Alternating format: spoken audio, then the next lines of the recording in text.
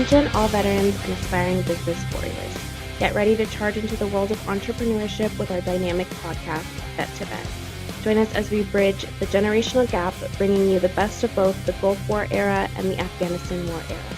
From the battlefields to the boardrooms, we'll share the frontline strategies, hard-earned wisdom, and insider tips to help you conquer the challenges of business ownership. Stay tuned for some straight talk, occasional humor, and valuable insights to navigate the trenches of entrepreneurship. Welcome to Vet, where the spirit of service meets the drive to success.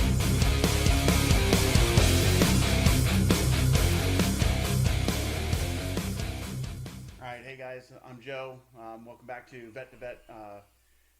We're a podcast about business ownership. This is Tom. Yeah. Hey, good to see you guys again.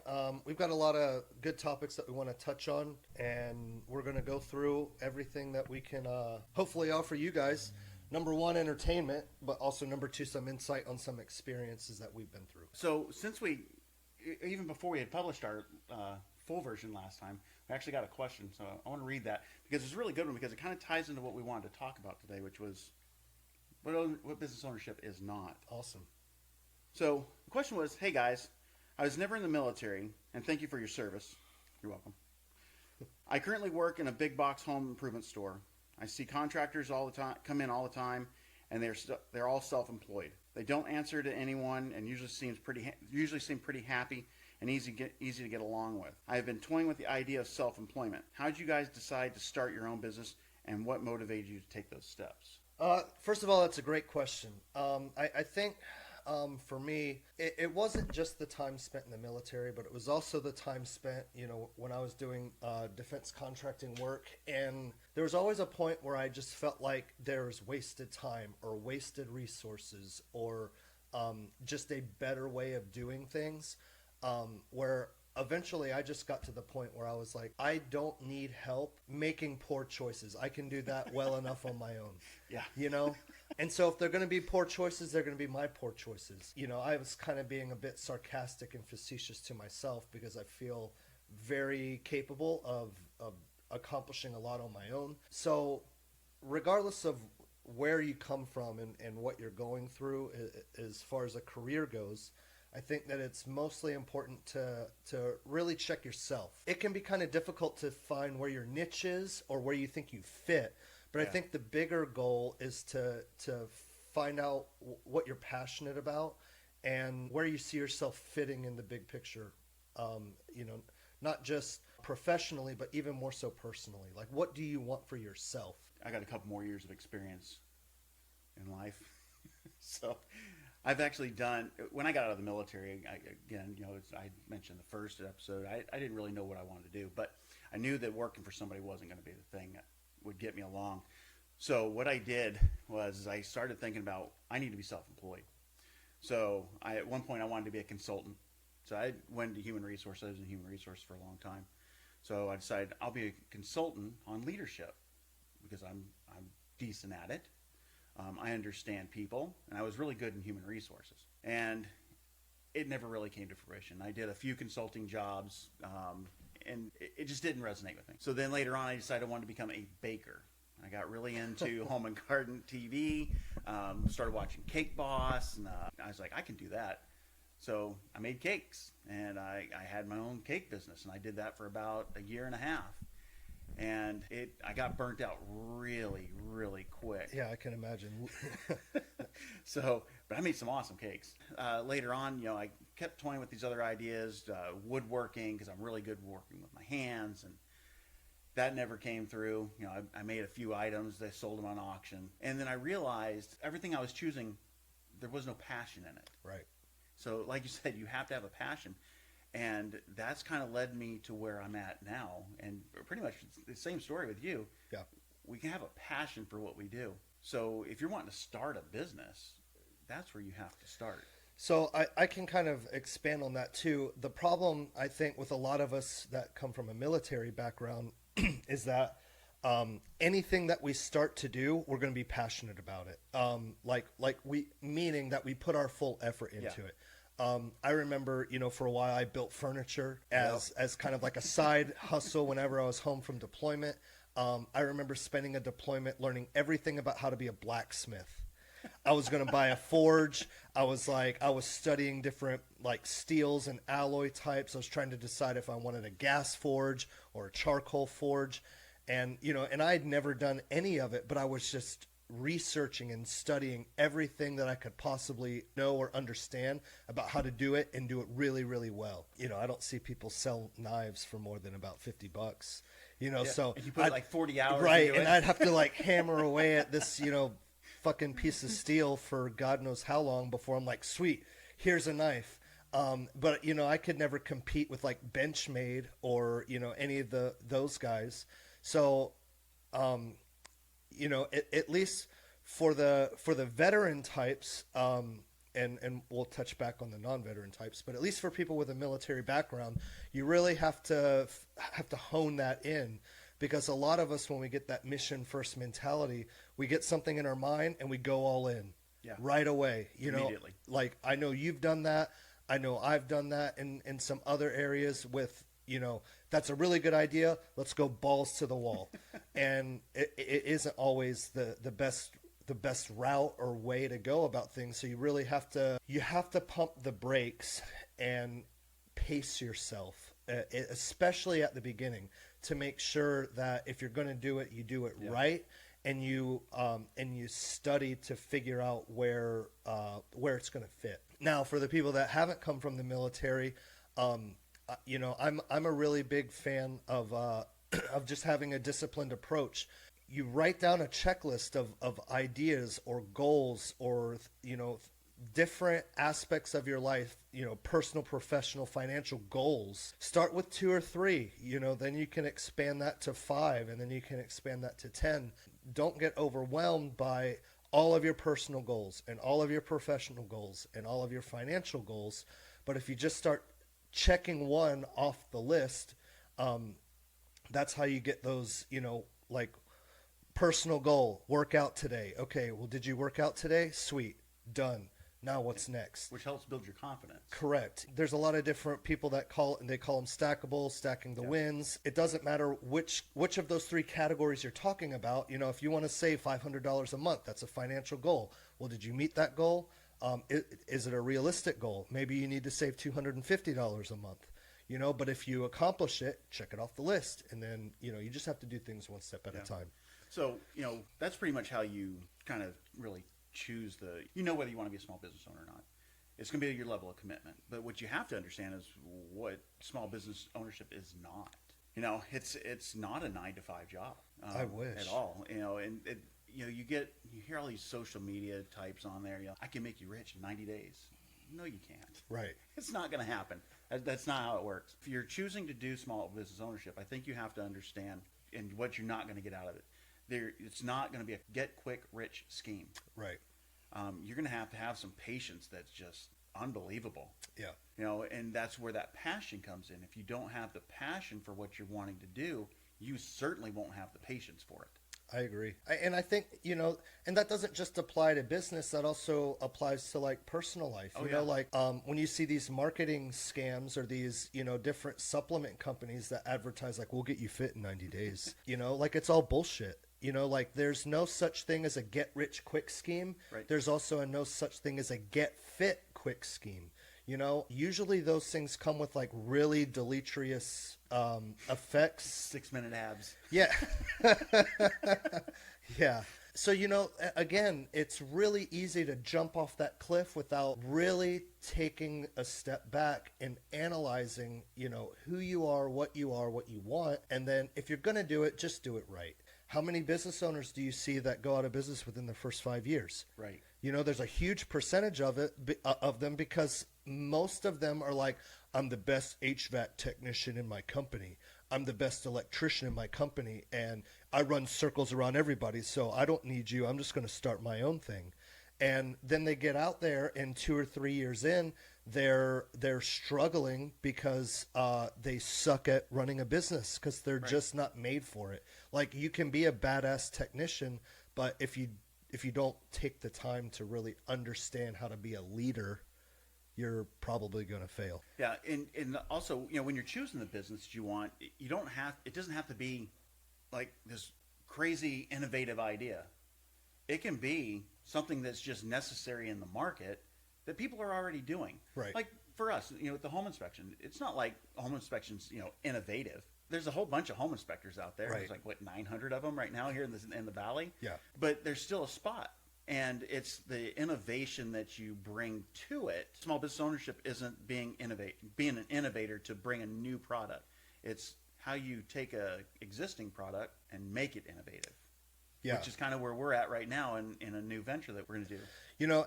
And I think especially for any of our entrepreneurs out there, if you feel like you're in a position where you do have a unique way of being successful at what you're doing, do you go hire somebody that has 10 years experience, or do you find that that individual, that 20, 30, 40-year-old that's new to the industry that you can groom from scratch? Yeah. Because then it's like getting a puppy.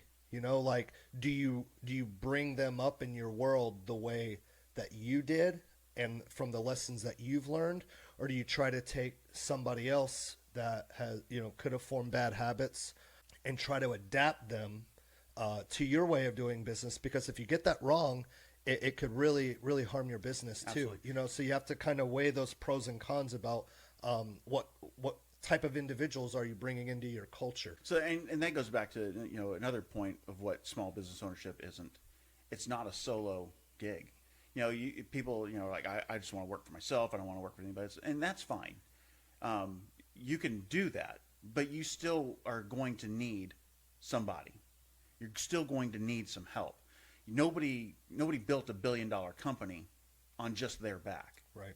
So you have to form good partnerships as well. And the partnership goes beyond just somebody in the business. The partnership also is at your home. If you've got a family, you got to bring them along as well. Right. There's nobody does it on their own, is basically what it is. So small business ownership's not you got this family here, you got your business over here, and you're just going to focus all your time on there, because something's going to suffer. Right. Either family's going to suffer or your business is going to end up suffering because the family starts to throw fits. You have to find that happy medium, and you also have to find that business partner that pushes you, questions you, has that good conflict. It has the ability to say, that's probably not a good idea. And I think that's about figuring out like where you specialize. Like I have no desire to focus on financials whatsoever. It is not you don't say. I mean, now don't get me wrong. I'm not saying that because I overspend and I go in debt. Like that's not the case at Right. all. But to sit at a computer and go through all the numbers on a weekly, monthly, quarterly basis, it's just not my cup of tea. We bring in enough revenue that we can outsource that to somebody who specializes it, who likes to sit at their desk and nerd out on all the numbers and balancing worksheets and all of that. There are businesses out there for sure that they're the bookkeeper, they're the receptionist, they're the scheduler, they're the ones that do the work. But you know what happens is usually within 2 or 3 years, they're so freaking burnt out. Yes, possibly if they're successful at it, they've brought in a fair chunk of revenue. But if you don't put your focus on specializing in exactly what it is that you're good at, honestly can't compete in the big world, where everybody else is playing Major League Baseball and you're still stuck in the minors because you haven't learned how to outsource specialized tasks to the people that excel at them. Right. So you can focus on what you excel at. Yeah, it kind of goes back to the other thing that a business ownership isn't. It's not that 9-to-5 job. And when you're having to do all of those extra things, Right, the minutia. part of your, the main focus of your job does become a 9-to-5, because now you're having to spend all the rest of the time doing all that other shit. As you like to say, you can't be successful if you're only going to work at it part-time. Right. You have to be in it all the time. So if the accounting's not the main focus of the job, farm that out. Right. That goes to somebody else. Now, there is a balance to that. You have Sure. to be able to bring in enough money to pay that Right. bookkeeper or accountant. Hire a good bookkeeper. Yeah. That's the first step. But if you don't farm those out, you're working part-time is what you're doing. I agree. Another thing that it's not for everybody. you get caught up in a lot of these, Facebook, Instagram, TikTok reels that are like, I can make you a millionaire in 1 year. Leaning up against the Lamborghini, flashing cash. Yeah, and it's all bullshit. It's there for the lulz. It's there for the comments. It's somebody else trying to scam you out of your money. You have to have a passion for it. You have to want to truly be a leader, because regardless of what industry you're in, if you're doing it right, you should become the authority of whatever it is you're doing in your area. And if that's not your goal or passion, regardless of what you're doing, industry-wise, you're going to get run over. Yeah. So unless going into it, like, I just want to make 50 grand a year, I just want my small little piece of the pie, that's, I guess, honorable, but just understand that there's going to be somebody else who's going to come in younger, hungrier, stronger, faster than you. If you think about it, if that is your goal, to just, make a living, Right. you will work harder doing that than you will if you just work hard to grow. Because if you're working to just survive or just pay the bills, somebody's going to continue to keep taking your market share. Mm-hmm. And every time they take your market share, you have to work harder to regain that. Right. So if you're not always trying to grow and progress, you're going to fail. Sure. You're falling behind. And so, yeah, you're right. You have to have that passion. You have to keep moving. If that's not your desire, then small business ownership might not be for you. And I think that's a very true statement. I want to always put myself in a room with people who are doing better than me. One of the struggles I deal with is, I do some business networking groups, and I've been in one in particular for a pretty short amount of time. And I already am starting to feel like I'm one of the 3 smartest people in the room, and it gets very difficult for me to want to stay in that room, because I don't want to be one of the top performers in whatever room that I'm in. I want to be the dumbest person in the room, because now I'm getting raised and leveled up, because I want to aspire to be more than what I already am. Have you experienced that? Is that something that you've noticed as being a business owner also? I mean, that's actually one of the biggest reasons why I became a small business owner, because I've always looked at what's been going on, and I see a better way. Right. And yeah, so, going to, some of these meetings and going to some of these conferences, I'm sitting there going, I'm getting nothing out of this. I totally could do this whole thing. Yeah. And yeah, it becomes frustrating. But then at the same time, I always look at it, let's say that I go to a networking meeting, and yeah, I'm probably one of the more successful there. It's not necessarily, well, I probably could have been in a better meeting. It's who am I going to bring up? Yeah. Make a connection. Sure. Bring somebody up, bring them along. And so I had the same conversation with somebody yesterday about this same topic, and yes, like I don't have a problem trying to lift people up. What I'm starting to see, You don't want to lift up a whole room. right? And so that's another problem, is that I'm starting to realize that there really are a lot of business owners that they don't want to be lifted up. They just they're happy with exactly where they are. And for me, I struggle with it, because I just can't understand that. I can't understand how there are people that function in the entrepreneurial space that don't want bigger, better, stronger as a mentality, when they're not just running a business, but they have employees. Those employees have families. And one of my biggest reasons for wanting to go into business, and I know it's the same for you, is being able to create an impact on everyone that comes in and wants to be a part of our culture, because we can really make an impact on people's families and their livelihoods. And one of the last things in the world that any business owner should want to do is have to fire people, because it doesn't just impact that employee, it has a major downstream effect. Where do you stand on some of these types of ideas and business ownership? I think the biggest example of what we were just talking about was, remember when we went to that expo?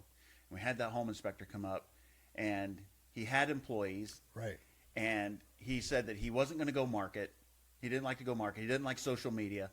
He didn't like using the paid apps because they're worthless to him. So he used Microsoft Word, and he didn't have that desire. Right. When you talk about the firing employees, firing somebody is the death penalty of in the corporate world. Right. You know, it's the last resort. You have to make sure that you're hiring not necessarily the right person, but you know, a person that's going to be a good fit. You can train skill. You can't train culture. You can't train values. Those kind of have to just exist with that person, and they have to kind of mesh with what you're doing. When you hire somebody, if you get them into a position and they're not quite working out, one, you made a bad hiring decision. It always falls back to the hiring manager. If I hired somebody and I got to fire them, that's my fault. Right. Doesn't matter what they did. They could have went and punched somebody in the face. It's my fault. I made a bad hiring decision. I didn't do my due diligence.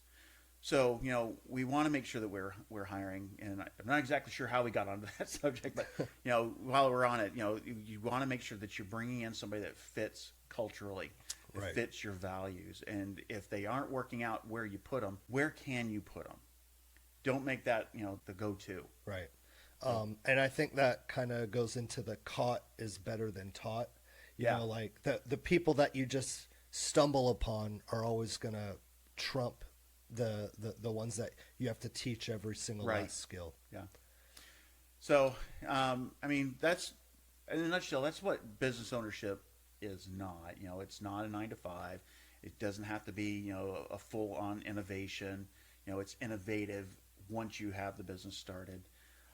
It's about partnerships. It's about, you know, finding somebody that you can truly work with, not work for, Right. or anything like that. It's, you know, somebody you can work with that questions you, that challenges you. You can have a really solid business if you're just simply, you're honest, you show up on time, you do exactly what you said you were going to do, and you're transparent with the entire process from start to finish. Yeah.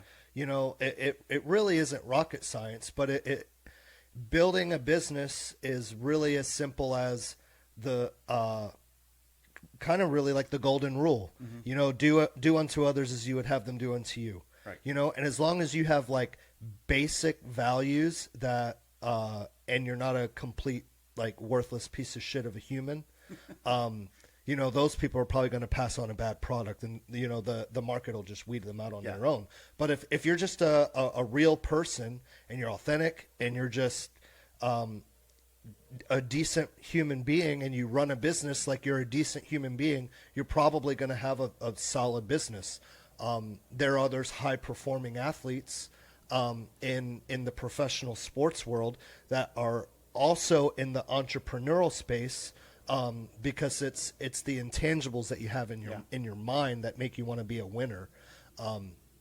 And if you're one of those high performing people, you're probably going to have a better functioning business. You know, you just, like you said, you just have to surround yourself with the right people and the right culture. Yeah. And then you really are going to flourish. It's kind of like that saying goes, if you're in a room with 4 millionaires, you're destined to become the fifth. Right. And that doesn't necessarily mean if like you're in a room with 4 shitheads, you're going to be the fifth. Right, exactly. But you know, and it doesn't necessarily mean that you need to meet 4 millionaires so that way you can become the fifth. You are a product of what you surround yourself with. So what about those people that listen, you know, to Andy Elliott or Andy Frisella or Patrick Bet-David? You know, like there are a lot of really successful people. If those are the types of people that you resonate with and you are consistently absorbing their information day in and day out, those are the people that you're starting to turn yourself into. Right. And if they've been that successful, you know, you're probably going to end up being the same way. Yeah, I agree. So, I mean, I think that's pretty much it for today. Okay. Well, you got anything else? No, I mean, see, that's my problem is, you know, once I get in the groove, I could go on and on and ramble. But yeah, no, guys, I would really, really encourage you, make sure that you're following the Vet to Vet podcast. Okay. You can find us on Instagram. You can find us on YouTube, Spotify, Apple Podcasts. Make sure that you go in, leave a review, leave us a comment. We'll read every single comment that comes out. We'll give you guys some shout outs, any sort of content or questions that you guys might want or ask for. Make sure you go down below in the comment space on any of those platforms. Leave us a comment, leave us a review. Let us know what kind of information you want to hear from us. And our links to email us are also in our description. Perfect. Well, until next time. See you later.